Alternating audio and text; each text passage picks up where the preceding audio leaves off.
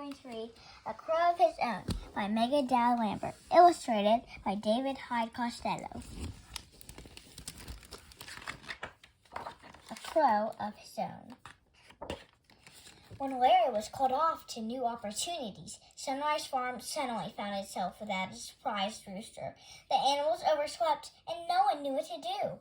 No, not to worry, soothed Farmer Jay. We have a plan, added Farmer Kevin. Their plan turned out to be a scrawny little guy named Clyde. Well, hello there, neighbors, he stammered. The animals yawned and shuffled their feet. Uh-oh, not much pep in his step. He's certainly no Larry. Larry. Roberta was nothing if not a motherly goose. After taking a gander at Clyde, she looked at him under her wing. Welcome, she chirped. I'm Roberta. Hello, he replied shyly. Don't worry about the others. They just miss Larry, she assured him. Who's Larry? Inquired Clyde. The animals gasped. Only the best rooster ever! Take it straight from my mouth. He was more than that. He was a genius. XO, Larry. The animal's words left Clyde in a state of speechless distress. There now, Clyde, Roberta began. Larry wasn't a genius. He just made quite a show of it. A show, huh? Clyde mused. Thanks, Ruby. You're the best. It's Roberta, she sighed. Clyde spent the whole day gathering props, designing his costume, and choreographing a sublime two-step. He's hardly slept a wink that night. Could he do it? Could he live up to Larry's legacy? Could he put on a show of a crow? Alas, he overslept. Who ever heard of a rooster sleeping in? What a worthless chicken. And now I'm late getting the morning cream to the house. Enough! Give the poor guy a break. After recovering from his initial embarrassment, Clyde hurried past the disapproving hens and rededicated himself to rehearsing. I'll be on my grade A game tomorrow, he assured Roberta.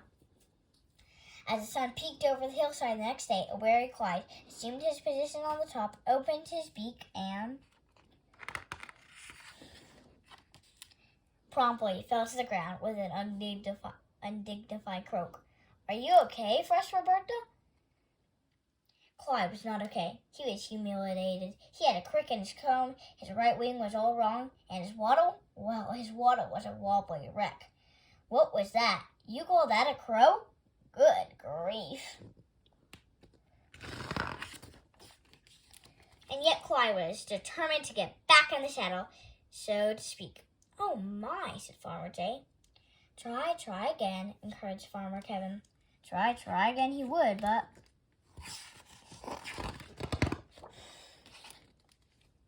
adding a dramatic aerial entrance didn't work out so well the next morning. As the animals trudged away, dismantled and dismayed, Roberta stayed behind with Clyde.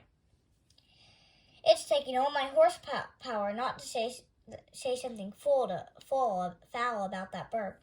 I think my milk is utterly curdled. Let's go count ourselves back to sleep. I'll never be a showman like Larry, lamented Clyde. Even though she was a goose, Roberta clucked with pity. Oh, Clyde, she implored. Forget about Larry. Just crow your own crow. Crow my own crow, huh? He snuffled. What about the show? No lights, no costumes? Definitely forget about those, Roberta advised. Even the mustache? Clyde asked. Save it for special occasions, he answered. Would you listen to me practice? I'd be honored. And the next morning, cock-a-doodle-doo!